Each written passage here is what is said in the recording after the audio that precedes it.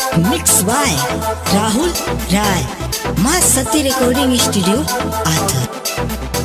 ऊपर काश भैया जिंदाबाद जिंदाबाद जिंदाबाद, ऊपर काश भैया जिंदाबाद जिंदाबाद जिंदाबाद। क्या पड़े हो चक्कर में कोई नहीं है टक्कर में, क्या पड़े हो चक्कर में कोई नहीं है टक्कर में। मिलके सपोर्ट वोट सब केहू करता, चुनले बा सब जे गरीब खातिर लड़ता।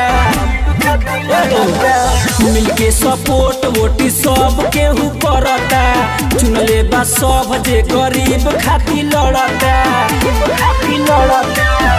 दुख हरे वाली देखई है जड़ी बा आ जड़ी बा। 2022 में जे खड़ी बा प्रकाश राजा भरत के छड़ी बा। 2022 में जे खड़ी बा प्रकाश राजा भरत के छड़ी बा।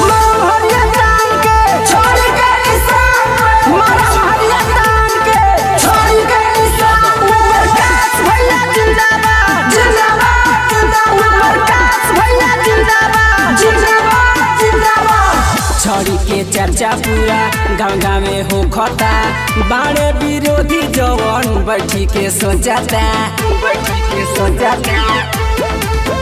इनका लौटे सबके जागल बा नसीब हो, जब से साथ देले बाड़े गरीब हो। आ पीला झंडा लहरत इनकर गाँव गली बा आ गली बा। 2022 में जे खड़ी बा प्रकाश राजा भरत के छड़ी बा। 2022 में जे खड़ी बा प्रकाश राजा भरत के छड़ी बा।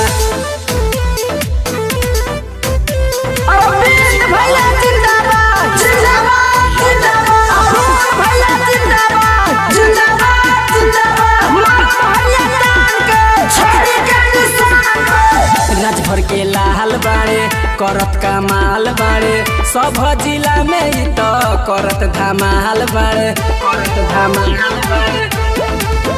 इहे बात बावे सबके बतावे के, ठानी ले बाड़े हक दिलावे के। हाइन के अंदर नहीं कोनो धोखा धड़ी बा आ धड़ी बा। 2022 में जे खड़ी बा प्रकाश राजा भरत के छड़ी बा। 2022 में जे खड़ी बा प्रकाश राजा भरत के छड़ी बा।